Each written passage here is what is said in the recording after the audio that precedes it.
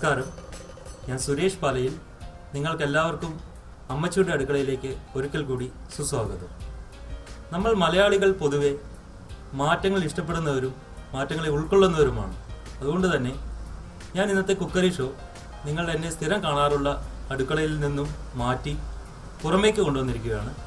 ഞാനിപ്പോൾ ഉള്ളത് കേരളത്തിലെ ഏറ്റവും വലിയ ജില്ലയും കരിമ്പനകളുടെ നാട് എന്ന് വിശേഷണമുള്ള, അതുപോലെ നിരവധി പ്രസിദ്ധമായ ക്ഷേത്രങ്ങളും പള്ളികളും മനകളും അഗ്രഹാരങ്ങളും ഉള്ളതും, അതുപോലെ നിരവധി പേരുകേട്ട പൂരങ്ങൾ, വേലകൾ, കുമ്മാട്ടികൾ, രഥോത്സവങ്ങൾ എന്നിവ ആഘോഷിക്കുന്നതും വള്ളുവനാടൻ സംസ്കാരം ഉൾക്കൊണ്ടിട്ടുമുള്ള, രാഷ്ട്രീയ രംഗത്തും കലാ സാഹിത്യ കായിക രംഗത്തും നിരവധി പ്രതിഭകളെ സമ്മാനിച്ച എൻ്റെ സ്വന്തം ജില്ല കൂടിയായ പാലക്കാട് ജില്ലയിലാണ് ഞാനിപ്പോൾ ഉള്ളത്. വളരെ കൃത്യമായി പറയുകയാണെങ്കിൽ പാലക്കാട് ജില്ലയുടെ ആസ്ഥാനമായ പാലക്കാട് ടൗണിൽ നിന്നും ഒരു 12 കിലോമീറ്റർ മാറി എത്തനൂർ എന്നറിയപ്പെടുന്ന ഒരു കൊച്ചു സുന്ദര ഗ്രാമത്തിലെ തറവാട്ടിലാണ് ഞാനിപ്പോൾ ഉള്ളത്.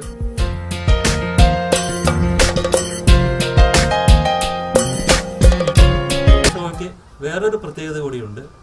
ഇന്ന് നിങ്ങൾക്ക് വേണ്ടി കുക്ക് ചെയ്യുന്നത് ഞാനല്ല, ഇന്ന് നമുക്കൊരു അതിഥിയുണ്ട്.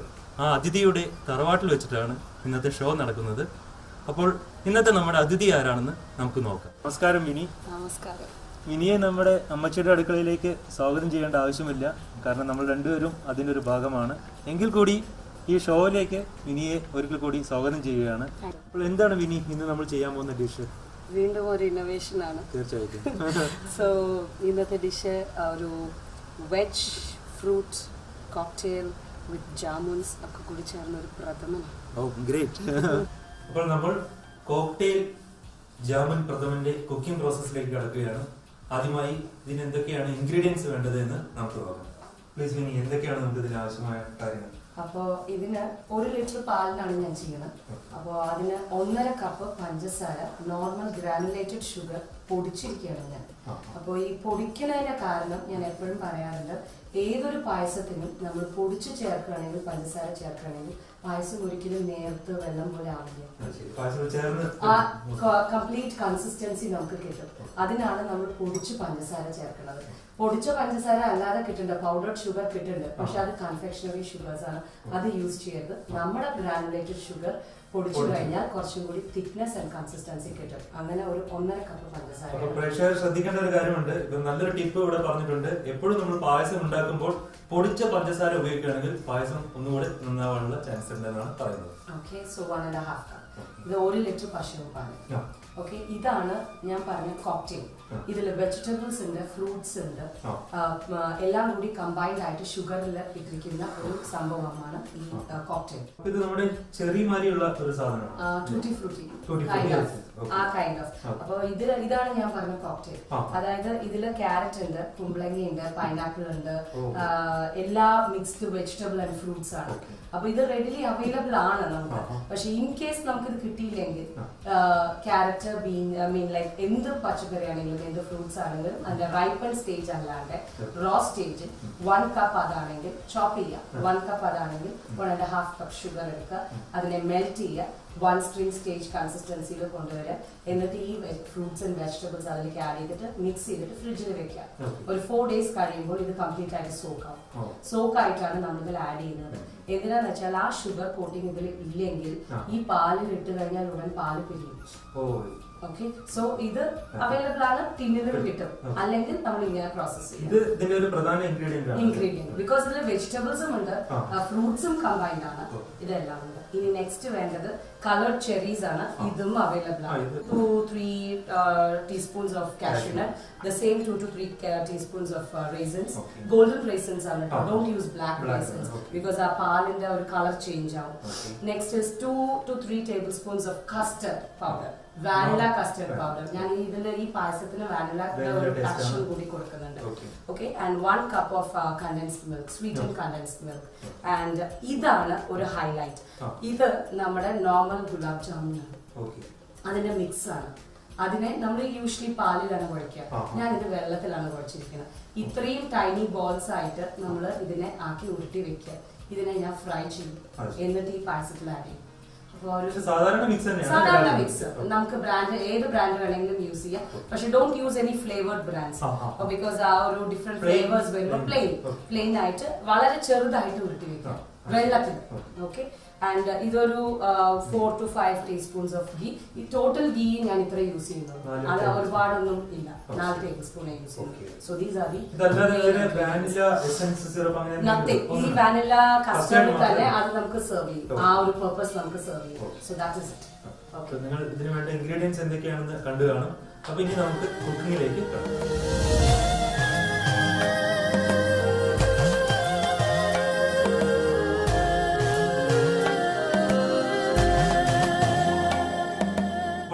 കോക്ടെയിൽ ജാമുൻ പ്രഥമന്റെ കുക്കിംഗ് തുടങ്ങുകയാണ്. ആദ്യമായിട്ട് എന്താണ് ചെയ്യേണ്ടത്?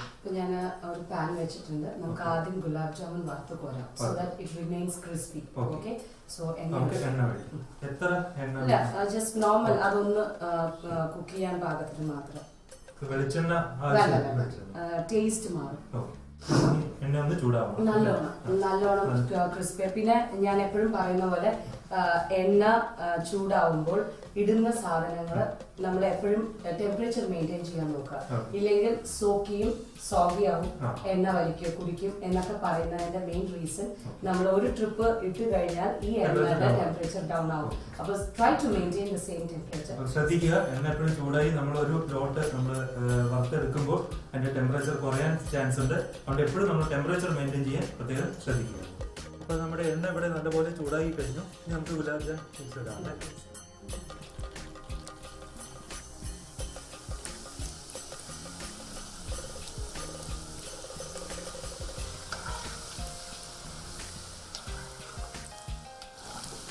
ടെമ്പറേച്ചർ ശരിയല്ലെങ്കിൽ ഇത് മുഴുവൻ സോഗി ആയിട്ട് ഉള്ളിലേക്ക് നമുക്കൊന്നും കിട്ടില്ല. So please take care of the temperature. ഇത് ഹൈ ഫ്ലെയിം ആണ് ഞാൻ വെച്ചിരിക്കുന്നത്. ഇത് ഞാൻ റെഡ്യൂസ് ചെയ്യില്ല, സെയിം ഫ്ലെയിം മെയിൻറ്റെയിനിങ് ആണ്. ഗോൾഡൻ ബ്രൗൺ കളർ വരണം, കരിഞ്ഞു പോകാനും പാടില്ല. So clock vice motion, keep on stirring it. ഈ സ്റ്റേജ് ആണ് നമുക്ക് വേണ്ടത്. നല്ല ബ്രൗൺ കളർ ആയിട്ടുണ്ട്. ബ്രൗൺ കളർ ഇതിലേക്ക് ട്രാൻസ്ഫർ ചെയ്യാം.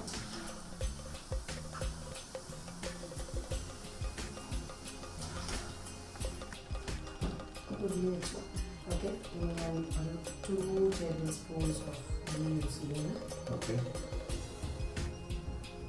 ജസ്റ്റ് ഒന്ന് അണ്ടിപ്പരിപ്പും മുന്തിരിങ്ങയും ആദ്യം ഒന്ന് വറുത്ത് പോരാം. ഗാർണിഷിന് മാത്രമേ ഇടുന്നുള്ളൂ. സോ ആദ്യം ഞാൻ റൈസൻസ്, ബിക്കോസ് ഇത് രണ്ടിൻ്റെയും ടെമ്പറേച്ചർ ഡിഫറെൻ്റ് ആണ്. സോ ആദ്യം റൈസൻസ്. ഇവിടെ സ്റ്റവ് ഓൺ ചെയ്ത് ഉരുളി വെച്ചിട്ട് അതിൽ 2 ടേബിൾ സ്പൂൺ നെയ്യ് ഒഴിച്ചിട്ടുണ്ട്. അതിലേക്ക് മുന്തിരി, ഉണക്കമുന്തിരി വറുത്തുകൊണ്ടിരിക്കുകയാണ്. ഇതിലേക്ക് ഇനി അണ്ടിപ്പരിപ്പ് നമുക്ക് ഇട്ട് ഒന്ന് വറുത്തെടുക്കാം.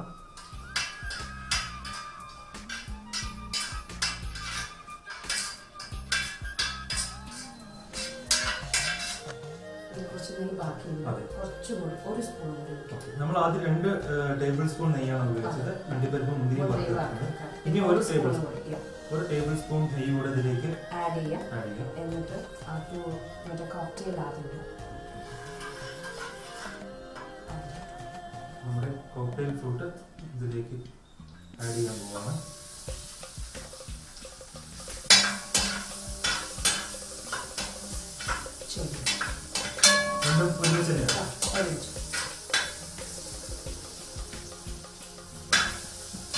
ഇതെങ്ങനെ നല്ലപോലെ അല്ല, നമുക്ക് ഇതിന്റെ ഗീയുടെ ഒരു എഫക്റ്റ് കിട്ടണം എന്നുള്ളതൊന്ന് മാത്രമാണ്. ശരിക്കും പറഞ്ഞാൽ ഇത് 2-3 പ്രാവശ്യം ഡിഫറെന്റ് വേരിയേഷൻസിൽ ഞാൻ ട്രൈ ചെയ്തിട്ടുണ്ട്. പക്ഷെ ഈ ഗീ എഫക്റ്റ് വരുമ്പോഴാണ് ആ ഒരു ടേസ്റ്റ് കൂടുന്നത്. ഈ ഒരു സ്റ്റേജ് നല്ല മണം അതിലേക്ക് ആ ടൈമിൽ പാലൊഴിക്കും. 1 ലിറ്റർ പാലാണ് നമ്മളെടുത്തിരിക്കുന്നത്.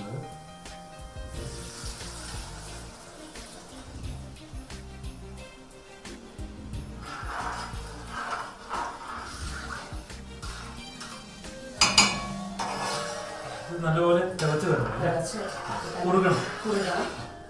ഇതൊന്ന് തിളക്കണം. അതിന് മുമ്പ് പഞ്ചസാര ഇപ്പൊ തന്നെ ചേർത്ത് എന്നുവെച്ചാൽ ഒരിക്കലും വെള്ളം അറിയില്ല, പൊടിച്ചതല്ലേ. അപ്പോൾ മുഴുവൻ പഞ്ചസാര വേണ്ട, ആദ്യം ഒന്ന് നോക്കിയിട്ട്, ബിക്കോസ് ഇതിൽ കണ്ടൻസ്ഡ് മിൽക്ക് വരുന്നുണ്ട്. 1.5 കപ്പ് എടുക്കാൻ പറഞ്ഞേ ഉള്ളൂ. ഡിപ്പെൻഡിങ് അപ്പോൺ നിങ്ങളുടെ സ്വീറ്റ് കൺസിസ്റ്റൻസി നമുക്ക് നോക്കിയിട്ട് ചെയ്യാം. 1.5 കപ്പ് പൊടിച്ച പഞ്ചസാരയാണ് എടുത്തിരിക്കുന്നത്. അത് മുഴുവനായിട്ട് നമ്മൾ ചേർത്ത് കൊടുത്തിട്ടില്ല. ഏകദേശം 1 കപ്പ് നമ്മൾ ചേർത്തിട്ടുണ്ട്. ഇപ്പൊ നമ്മളതിന്റെ പായസത്തിന്റെ കൺസിസ്റ്റൻസി നോക്കി നമുക്ക് ബാക്കി ആവശ്യമുണ്ടെങ്കിൽ ആഡ് ചെയ്യാം. ഇത് ഈ ചെറിയും ഈ കോക്ടെയിലും ഈ പാലിലൊന്ന് കിടന്ന് തിളക്കണം. നമ്മുടെ പാല് നല്ലപോലെ കുറുകി വന്നിട്ടുണ്ട് അല്ലേ? ഈ ടൂട്ടി ഫ്രൂട്ടി ചെറി എല്ലാം അതിൽ കിടന്ന് വെച്ചു. ഓക്കെ, ഇനി ഇതിലേക്ക് കണ്ടൻസ്ഡ് മിൽക്ക് കൊടുക്കാം. 1 കപ്പ് കണ്ടൻസ്ഡ് മിൽക്ക് എടുത്ത് വെച്ചിട്ടുണ്ട്. അത് ചേർത്ത് കൊടുക്കുകയാണ്. മുഴുവനായിട്ടും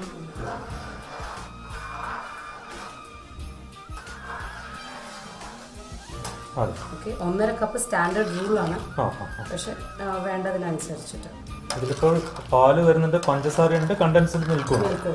ഇനി ഇതൊന്ന് കുറുകണം. പഞ്ചസാര മാത്രം ഒന്ന് സൂക്ഷിച്ച് യൂസ് ചെയ്യുക. 1.5 കപ്പ് പറഞ്ഞെങ്കിലും ഇൻഡിവിജ്വൽ കൺസിസ്റ്റൻസിക്ക് അനുസരിച്ച്, മധുരത്തിനനുസരിച്ചിട്ട്. ബിക്കോസ് ടൂട്ടി ഫ്രൂട്ടി കോക്ടെയിലും വരുന്നുണ്ട് പഞ്ചസാര, പിന്നെ കണ്ടൻസ്ഡ് മിൽക്ക് യൂസ് ചെയ്യുന്നുണ്ട്.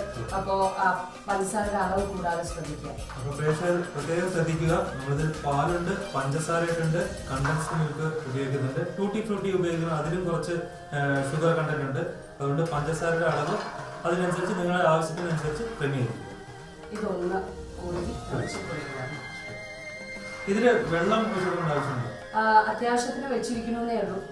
വേണം എന്ന് തോന്നിയാൽ മാത്രം യൂസ് ചെയ്യാം. കൂടുതൽ തിക്കായാണെങ്കിൽ കുറച്ച് യൂസ് ചെയ്യാം. എന്നുവെച്ചാൽ നമ്മള് ഈ കസ്റ്റർഡ് പൗഡർ യൂസ് ചെയ്യുമല്ലോ, ആ സമയത്ത് ഒന്ന് തിക്കാവും. ആ സമയത്തേക്ക് മാത്രം യൂസ് ചെയ്യാൻ വേണ്ടി വെച്ചിരിക്കുകയാണ്. വേണമെങ്കിൽ നമ്മുടെ പാല് കുറുകി വന്നിട്ടുണ്ട്. ഇനി അതിലേക്ക് എന്താണ് കസ്റ്റേർഡ്. നമ്മൾ 2 ടേബിൾ സ്പൂൺ കസ്റ്റേർഡ് കുറച്ച് പാലിൽ മിക്സ് ചെയ്ത് കട്ട പിടിക്കാതെ മിക്സ് ചെയ്ത് വെച്ചിരിക്കുകയാണ്. അത് ആഡ് ചെയ്ത് കൊടുക്കാം. മുഴുവനായിട്ടല്ല, കുറച്ച് ഇളക്കിക്കൊണ്ട് തന്നെ.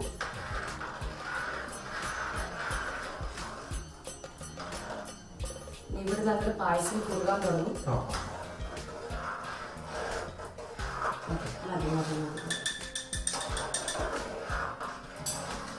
ഒരു 1.5 യൂസ് ചെയ്തിട്ടുണ്ടാവും. എന്താ കാര്യം എന്ന് വെച്ചാൽ പായസത്തിന്റെ കുറുകുന്നതിനനുസരിച്ചിട്ട് ഇത് കൂടുതൽ തിക്കാവാനും പാടില്ല. പായസത്തിന്റെ കൺസിസ്റ്റൻസി കൂടുതൽ തിക്കായി പിന്നെ പുഡിംഗ് ടൈപ്പ് ആവുന്നുണ്ട്. നല്ല മണം വരുന്നുണ്ട്. ഇപ്പൊ തന്നെ നല്ല മണം കിട്ടിക്കുന്നുണ്ട്. ഇപ്പൊ നമ്മൾ പായസം കുറുകി. ഇനിയിപ്പോ ഇതാ ഈ ഒരു സ്റ്റേജ് ആണ് നമുക്ക് വേണ്ടത്. ഇനി ഇത് ഒന്ന് തണുക്കുമ്പോ കുറച്ചുകൂടി ബൈൻഡിങ് ആവും. ഇനി ഇതിലേക്ക് നമ്മൾ നേരത്തെ വറുത്ത് വെച്ചില്ലേ ഗുലാബ് ജാമുൻ, അത് ഇതാണ് നമ്മുടെ ഫൈനൽ ഇൻഗ്രീഡിയന്റ് അല്ലേ? ബാക്കി എല്ലാം ചേർത്ത്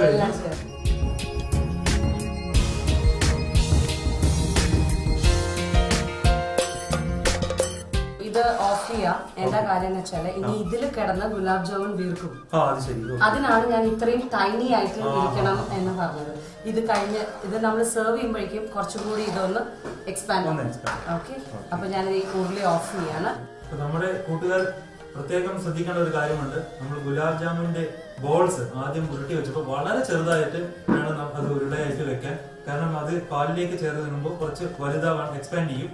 അതുകൊണ്ട് നമ്മൾ ആദ്യം ബോൾസ് ആക്കുമ്പോൾ വളരെ ചെറിയ ബോൾസ് ആക്കി വെക്കാൻ ശ്രദ്ധിക്കും. അപ്പൊ നമുക്ക് തീ ഓഫ് ചെയ്യാം അല്ലെ? പായസം റെഡി. ഇത് എങ്ങനെയാണ്? ചൂടോടെയാണോ അതോ?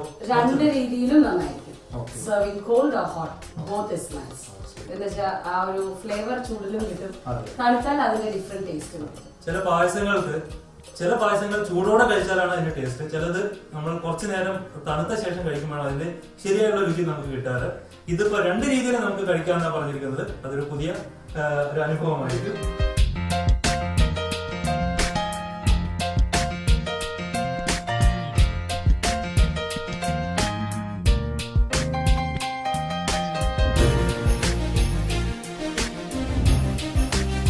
നമ്മുടെ കോക്ടെയിൽ ജാമുൻ പ്രഥമൻ ഇവിടെ റെഡി ആയി കഴിഞ്ഞിരിക്കുകയാണ്. ഇനി അടുത്ത പ്രോസസ് ടേസ്റ്റ് ചെയ്യാണ്. കുറെ നേരമായി ഞാൻ സഹിച്ചു നിൽക്കുന്ന ഈ മണം കാരണം. ടേസ്റ്റ് ചെയ്തിട്ട് എങ്ങനെയുണ്ട് എന്നൊന്ന് പറയാം. ചൂടുണ്ട്.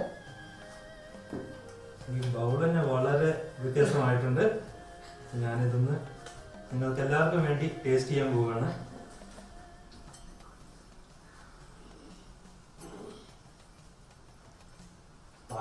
ഗ്രേറ്റ്. വളരെ നല്ലൊരു ഡിഫറെന്റ് ആയിട്ടുള്ള ഒരു പായസമാണ്. നല്ല ഫ്രൂട്ട്സിന്റെ ഒരു രുചി നിന്ന് കിട്ടുന്നുണ്ട്. അതുപോലെ തന്നെ നമ്മള് പാലിന്റെയും മിൽക്ക് മെയ്ഡിന്റെയും ഒരു പാലട പ്ലസ് അതിൽ കുറച്ചൊരു ഫ്രൂട്ട്സ് വന്നിട്ട് ഒരു പ്രത്യേക ഒരു രുചി ഇതിനുണ്ട്. അത് പറഞ്ഞ് അറിയിക്കാൻ പറ്റുന്നില്ല. നിങ്ങൾ എന്തായാലും ഈ റെസിപ്പി ട്രൈ ചെയ്യേണ്ടതാണ് അല്ലെ. വളരെ എളുപ്പത്തിൽ ഇതില് അതെ കിട്ടാവുന്ന ഇൻഗ്രീഡിയൻസ് ആ ഒരു മിക്സ് ആവുമ്പോൾ ഉള്ള ഒരു സംഭവമാണ് ഇന്നോവേഷൻ എന്ന്. വളരെ നന്നായിട്ടുണ്ട്. ഇനി ക്യാമറ ഓഫ് ചെയ്ത ശേഷം ഇതിന്റെ പകുതിയോളം ഞാൻ കുടിച്ചു തീർക്കാൻ പോവാണ്. അപ്പോൾ ഇന്നത്തെ നമ്മുടെ ഷോ വൈൻഡപ്പ് ചെയ്യാനുള്ള സമയമായി. വളരെയധികം സന്തോഷമുണ്ട്. ഇങ്ങനെ അമ്മച്ചിയുടെ അടുക്കളയിലെ 2 മെമ്പേഴ്സ് ചേർന്ന് ഇങ്ങനെ ഒരു ഷോ ചെയ്യാൻ പറ്റിയതിൽ വളരെ സന്തോഷമുണ്ട്. അപ്പോൾ വീണ്ടും നമുക്ക് ഇതുപോലെ നമ്മളെ പോലെ വേറെ ആരെങ്കിലും മെമ്പേഴ്സ് ഇങ്ങനെ കമ്പൈൻഡ് ആയിട്ട് വീഡിയോ എടുത്തു കഴിഞ്ഞാൽ കുറച്ചുകൂടെ നന്നായിരിക്കും. ഒരേ നാട്ടുകാരും അടുത്ത് താമസിക്കുന്നവരൊക്കെ ഇതുമാതിരി ചേർന്ന് പുതിയ റെസിപ്പിയായി വരുമ്പോൾ നമുക്ക് കൂടുതൽ ഐറ്റങ്ങൾ നമ്മുടെ അടുക്കളയിലേക്ക് കാണും. Okay, so once again nice meeting you. Thank you very much. ഇതുപോലെ വളരെ പെയിൻ എടുത്ത് ഇതുപോലെ ഒരു നല്ലൊരു റെസിപ്പി, ഒരു ഇന്നോവേറ്റീവ് ആയിട്ടുള്ള റെസിപ്പി നമുക്ക് തന്നതിന് ഞാൻ പ്രത്യേകിച്ച് ഇതിനോട് നന്ദി പറയുന്നു. അപ്പോൾ വീണ്ടും നമുക്ക് രണ്ടുപേരും കാണുന്നതായിരിക്കും. അമ്മച്ചിയുടെ അടുക്കളയ്ക്ക് വേണ്ടി. This is Vini and this is Suresh.